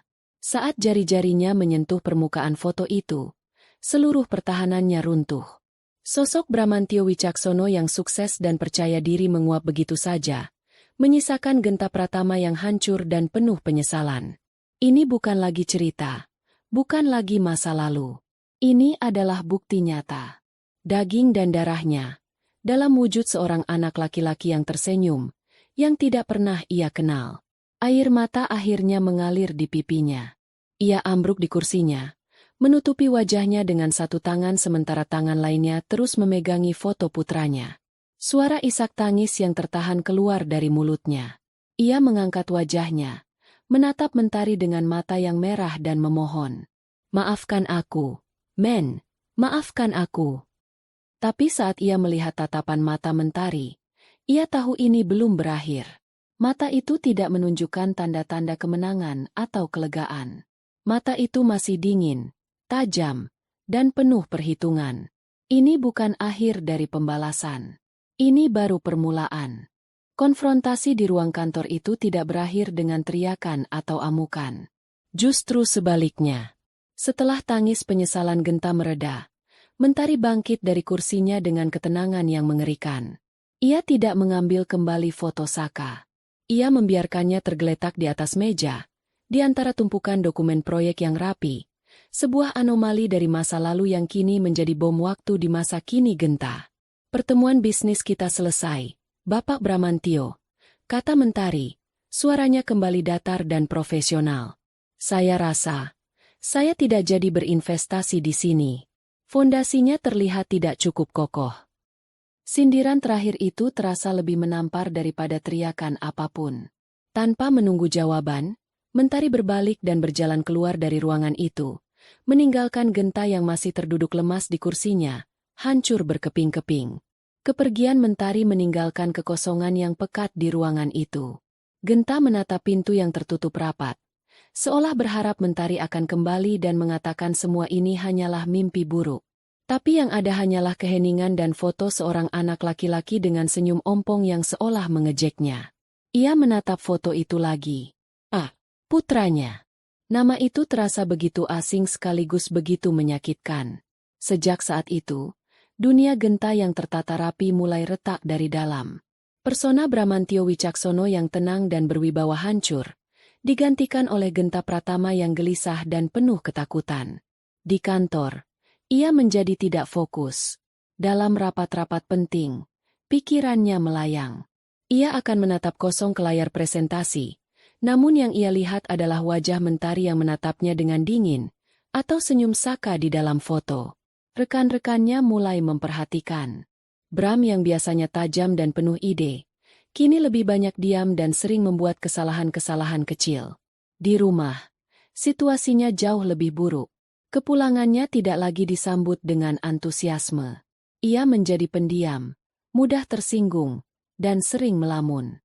Safira, istri yang baru beberapa hari dinikahinya, tentu saja merasakan perubahan drastis itu. Ia bukan wanita bodoh. Ia tahu perubahan suaminya dimulai tepat setelah pertemuan dengan klien bernama Mentari Ayu Dewi itu. "Mas, kamu kenapa sih beberapa hari ini?" tanya Safira suatu malam saat mereka sedang makan malam. Genta nyaris tidak menyentuh makanannya. "Apa ada masalah di kantor? Kamu bisa cerita sama aku." "Nggak apa-apa, sayang. Cuma stres biasa. Proyek lagi banyak tekanan," dalih Genta, menghindari tatapan mata istrinya. Tapi Safira tidak mudah percaya. "Stres karena proyek, atau stres karena klien yang namanya Mentari itu?" tanyanya langsung. Genta tersentak. "Kenapa kamu bawa-bawa dia?" "Karena sejak ketemu dia, kamu berubah. Kamu jadi aneh. Jadi pendiam. Sebenarnya dia itu siapa, Mas? Apa dia klien yang sulit?" "Iya, dia. Dia hanya klien biasa. Sedikit rumit, tapi sudah beres," jawab Genta cepat, terlalu cepat. Kebohongannya terdengar begitu rapuh. Kecurigaan Safira semakin menjadi. Malam itu, saat Genta sudah tertidur pula setelah meminum obat tidur yang ia minta karena mengaku insomnia, Safira dengan hati-hati mengambil ponsel suaminya. Ia tidak pernah melakukan ini sebelumnya, tapi instingnya mengatakan ada sesuatu yang sangat salah. Ia membuka riwayat panggilan, pesan, tidak ada yang aneh. Lalu ia membuka galeri foto. Di sana, di antara foto-foto pernikahan mereka dan foto proyek, ia menemukan satu foto yang membuatnya mengerutkan kening. Foto seorang anak laki-laki kecil yang sedang tersenyum, mengenakan toga. Foto itu tampak baru, seperti baru saja difoto dari sebuah foto cetak. Siapa anak ini? Kenapa suaminya menyimpan foto anak ini? Pertanyaan-pertanyaan itu menghantuinya. Di sisi lain, Genta hidup dalam siksaan. Ia mencoba menghubungi nomor telepon yang digunakan Mentari untuk membuat janji. Tapi nomor itu tidak lagi aktif. Mentari seolah kembali ditelan bumi. Tapi kali ini ia meninggalkan jejak berupa bom waktu yang terus berdetak. Genta dihantui oleh rasa bersalah terhadap Mentari dan Saka, sekaligus dihantui oleh rasa takut akan kehancuran hidup barunya. Ia terjebak di antara dua dunia, dan keduanya kini terasa seperti neraka. Sementara itu, Mentari memainkan langkah terakhirnya. Ia tahu Genta sedang tersiksa, dan itu adalah bagian dari rencananya. Ia ingin Genta merasakan kegelisahan dan ketakutan yang sama seperti yang ia rasakan selama 5 tahun.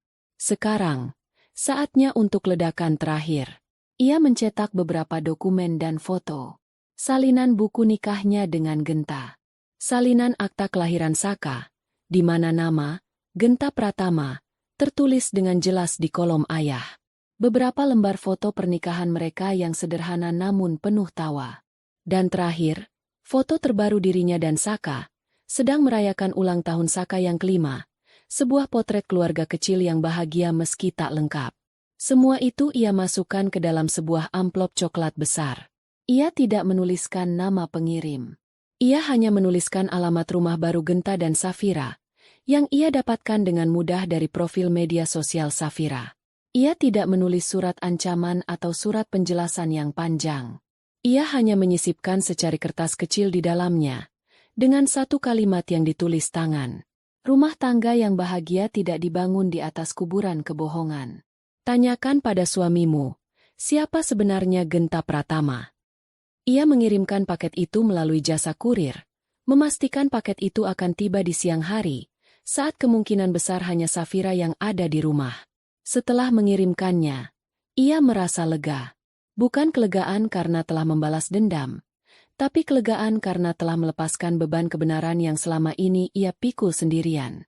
Apapun yang terjadi selanjutnya, itu adalah badai yang harus dihadapi Genta sendiri. 2 hari kemudian, di sebuah rumah mewah di kawasan elit, bel berbunyi. Safira, yang sedang bersantai sambil membaca majalah, bangkit untuk membuka pintu. Seorang kurir menyerahkan sebuah amplop coklat besar padanya. Tidak ada nama pengirim, hanya namanya sebagai penerima.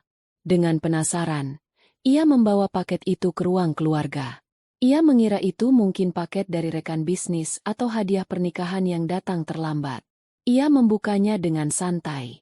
Selembar kertas kecil jatuh ke pangkuannya. Ia membacanya. Tanyakan pada suamimu, siapa sebenarnya Genta Pratama? Keningnya berkerut. Genta Pratama? Siapa itu? Jantungnya mulai berdebar sedikit lebih cepat. Ia mengeluarkan isi amplop itu. Yang pertama ia lihat adalah lembaran-lembaran foto. Foto suaminya, Bram, atau siapapun namanya, sedang tertawa bahagia di pelaminan dengan wanita lain. Wanita yang wajahnya samar-samar ia kenali dari foto profil klien suaminya, Mentari. Lalu foto wanita itu sedang hamil besar. Perutnya dielus oleh suaminya. Tangannya mulai gemetar. Ia mengambil dokumen berikutnya.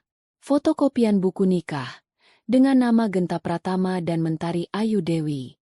Lalu yang terakhir, yang paling menghancurkan, fotokopian akta kelahiran seorang anak bernama Saka Bumi Pratama. Nama ayah, Genta Pratama. Dunia Safira runtuh dalam sekejap. Seluruh cerita yang ia tahu tentang suaminya adalah kebohongan. Duda yang ditinggal mati istri dan anaknya? Pria malang yang berhasil bangkit dari tragedi? Semua itu palsu. Suaminya bukan Duda. Ia adalah seorang pria yang meninggalkan istrinya yang sedang hamil.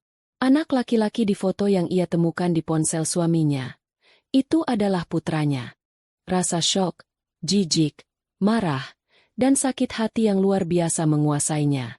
Ia merasa begitu bodoh, begitu naif. Ia dan seluruh keluarganya telah ditipu habis-habisan. Ia menatap kembali foto-foto itu, dan tiba-tiba semuanya menjadi masuk akal. Perubahan sikap suaminya, kegelisahannya, semuanya karena masa lalunya telah datang kembali untuk menghantuinya. Ia menunggu. Ia duduk di sofa ruang keluarga yang dingin itu selama berjam-jam, dikelilingi oleh bukti-bukti pengkhianatan suaminya. Ia tidak menangis. Air matanya seakan kering, digantikan oleh amarah yang membara. Ketika ia mendengar suara mobil Genta memasuki garasi sore itu, ia menyiapkan dirinya. Jantungnya berdebar kencang, bukan karena cinta atau rindu, tapi karena amarah yang siap meledak. Genta masuk ke dalam rumah, tampak lelah dan kusut seperti biasa. "Assalamualaikum, sayang." Sapanya dengan suara lesu. Safira tidak menjawab salamnya. Ia hanya menatap suaminya dengan tatapan yang belum pernah Genta lihat sebelumnya. Tatapan dingin dan penuh kebencian. "Duduk," perintah Safira. Suaranya tajam. Genta merasakan firasat buruk. "Ada apa, Fir? Kenapa kamu?" "Aku bilang, duduk," bentak Safira. Suaranya menggema di ruangan yang luas itu. Genta terkejut, lalu menuruti kemauan istrinya. Ia duduk di sofa di seberang Safira. Matanya lalu tertuju pada apa yang ada di atas meja kopi di antara mereka. Foto-foto dan dokumen-dokumen itu. Wajahnya langsung pucat pasi. Ia tahu, semuanya sudah berakhir. "Siapa Genta Pratama?" tanya Safira. Suaranya rendah dan berbahaya. Genta tidak bisa menjawab. Mulutnya terasa kering. "Jawab aku, Mas," teriak Safira. Amarahnya meledak. "Siapa wanita ini? Siapa anak ini? Jawab." Ia melemparkan tumpukan foto itu ke arah Genta. Foto-foto itu berhamburan di pangkuan dan di lantai sekitar Genta. Potret-potret dari kehidupannya yang terkubur kini terbuka di hadapannya dan istri barunya. Aku bisa jelaskan, Fir. Ini tidak seperti kelihatannya," ucap Genta dengan suara bergetar. Kalimat pembelaan yang sama yang ia ucapkan pada Mentari. "Jangan coba-coba membohongiku lagi," sergah Safira. Ia bangkit berdiri, menatap suaminya dengan jijik. "Sudah cukup. Jadi ini alasanmu? Kamu bukan duda yang malang. Kamu itu seorang pengecut yang lari dari tanggung jawab. Kamu membuang istrimu yang sedang hamil. Kamu membiarkan anakmu tumbuh tanpa ayah. Dan kamu datang padaku, pada keluargaku, dengan cerita palsumu yang menyedihkan itu." Air mata akhirnya mengalir di pipi Safira. Air mata amarah dan penghinaan. "Aku merasa begitu bodoh. Aku dan keluargaku, kami semua kasihan padamu, kami menerimamu, ternyata kamu hanya penipu. Fir, tolong dengarkan aku dulu. Aku terpaksa. Genta mencoba meraih tangan istrinya, tapi Safira menepisnya dengan kasar. Terpaksa? Tidak ada yang memaksamu untuk berbohong selama bertahun-tahun. Tidak ada yang memaksamu untuk menipu aku dan keluargaku. Semuanya sudah selesai, Mas. Semuanya. Safira menatap Genta untuk terakhir kalinya. Tatapannya tidak lagi menyisakan sedikit pun cinta atau simpati. Hanya ada kekecewaan yang mendalam. Aku mau kamu pergi dari rumah ini. Sekarang juga. Safira, tolong, beri aku kesempatan. Pergi, teriak Safira. Suaranya pecah. Ambil semua barang-barangmu dan pergi. Aku tidak mau melihat wajahmu lagi di sini. Anggap saja pernikahan kita tidak pernah terjadi. Badai itu akhirnya tiba, menghancurkan semua yang ada di jalurnya. Istana kebohongan yang dibangun Genta dengan susah payah selama 5 tahun, kini runtuh dalam satu malam, menguburnya hidup-hidup di bawah reruntuhannya. Kehancuran hidup Genta berlangsung cepat dan brutal. Kabar tentang penipuannya menyebar di keluarga besar Safira seperti api di musim kemarau. Ayah Safira, seorang pengusaha terpandang yang sangat menjunjung tinggi nama baik keluarga, murka. Ia merasa telah ditampar di depan umum. Bukan hanya putrinya yang ditipu, tapi seluruh kehormatan keluarganya telah diinjak-injak oleh seorang pria yang mereka terima dengan tangan terbuka. Proses perceraian diurus dengan segera. Dengan pengaruh dan pengacara terbaik yang dimiliki keluarga Safira, tidak ada celah sedikit pun bagi Genta untuk membela diri. Ia diusir dari rumah mewah itu pada malam yang sama saat konfrontasi terjadi, hanya dengan satu koper berisi pakaiannya. Semua aset bersama, termasuk mobil dan investasi atas nama mereka, dibekukan dan jatuh ke tangan Safira sebagai ganti rugi moral. Kabar buruk tidak berhenti di situ. Beberapa hari kemudian, saat ia mencoba masuk ke kantornya, kartu aksesnya ditolak. Seorang satpam menghampirinya dan menyerahkan sebuah surat. Surat pemecatan. Alasan resmi yang tertulis adalah pelanggaran etika berat yang mencoreng nama baik perusahaan. Genta tahu, ini pasti ulah ayah Safira. Koneksinya telah memastikan bahwa tidak ada lagi tempat bagi seorang Bramantio Wicaksono di kota itu. Dalam sekejap, Genta kehilangan segalanya. Istri, rumah, pekerjaan, reputasi, dan identitas yang telah ia bangun. Ia kembali menjadi Genta Pratama. Seorang pria berusia pertengahan 30-an, tanpa pekerjaan, tanpa rumah, dan dengan beban masa lalu yang kini terasa 100 kali lebih berat. Ia menginap di sebuah motel murah di pinggiran kota, tempat yang pengap dan berbau asap rokok, sebuah kontras yang ironis dengan kehidupannya beberapa minggu yang lalu. Di tengah keterpurukannya, hanya ada satu hal yang terus berputar di benaknya, Mentari dan Saka. Mereka adalah awal dari semua ini, dan entah kenapa, mereka juga terasa seperti satu-satunya tempat ia bisa berpaling. Setelah beberapa hari hidup dalam kebingungan dan penyesalan, ia memberanikan diri. Ia tidak punya nomor Mentari, tapi ia ingat alamat rumah kontrakan mereka yang dulu. Dengan sisa uang yang ia miliki, ia naik ojek menuju gang sempit tempat semua ini bermula. Pemandangan gang itu masih sama. Anak-anak kecil berlarian. Ibu-ibu mengobrol di depan rumah. Saat ia berdiri di depan rumah kontrakan yang catnya sedikit mengelupas itu, ia merasa seperti kembali ke masa lalu. Jantungnya berdebar kencang saat ia mengangkat tangan untuk mengetuk pintu. Pintu terbuka, dan Mentari berdiri di sana. Ia tidak tampak terkejut melihat Genta. Seolah ia sudah menduga pria ini akan datang. Penampilan Mentari tampak sederhana dengan daster rumahan, tapi sorot matanya tajam dan tenang. Di belakang Mentari, muncul seorang anak laki-laki kecil yang memegang ujung daster ibunya, menatap Genta dengan mata bulat penuh rasa ingin tahu. "Bunda, itu siapa?" Genta membeku. Itulah Saka, putranya. Melihatnya secara langsung, bukan dari foto, adalah sebuah pukulan telak yang membuatnya nyaris kehabisan napas. Anak itu adalah miniatur dirinya. "Saka masuk dulu, ya.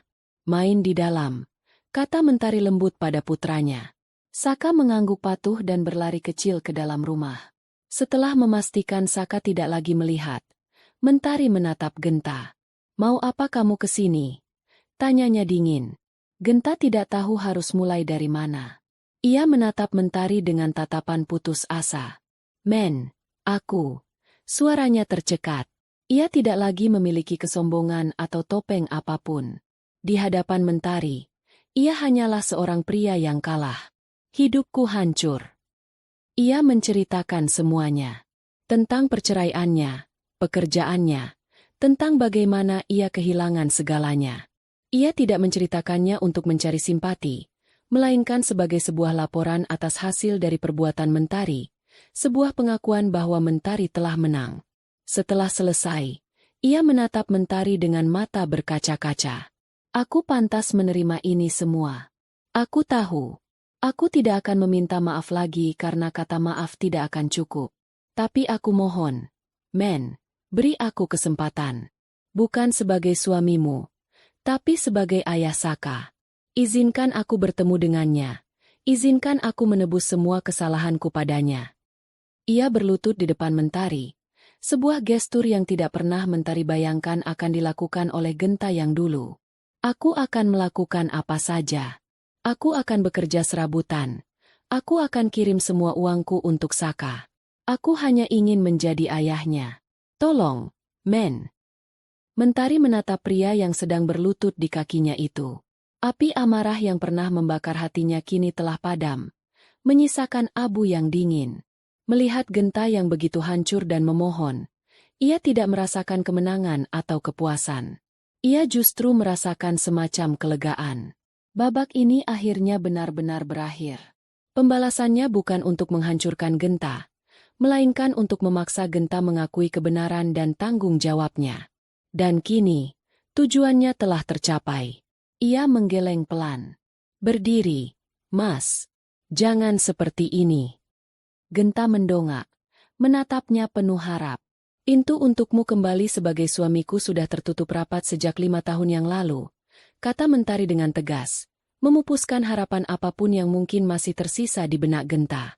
Tapi, ia berhenti sejenak, menarik napas dalam-dalam. Aku tidak akan sekejam dirimu. Aku tidak akan memisahkan seorang anak dari ayahnya. Saka berhak mengenalmu. Tapi, semua akan berjalan sesuai dengan aturanku. Harapan kembali bersinar di mata Genta. Ia bangkit berdiri, menanti dengan tegang. Kamu boleh bertemu Saka setiap akhir pekan. Di luar, di taman atau tempat bermain. Tidak di rumah ini. Kamu boleh mulai menafkahinya. Semampumu, aku tidak akan menuntut. Tapi ingat satu hal. Mentari menatap lurus ke mata Genta.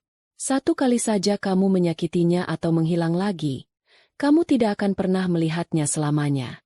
Ini kesempatan terakhirmu untuk menjadi seorang ayah.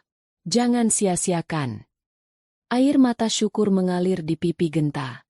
Ia mengangguk berkali-kali. Terima kasih, men. Terima kasih. Aku janji. Beberapa bulan kemudian, kehidupan telah menemukan ritme barunya. Mentari semakin sukses dengan usaha desain grafisnya.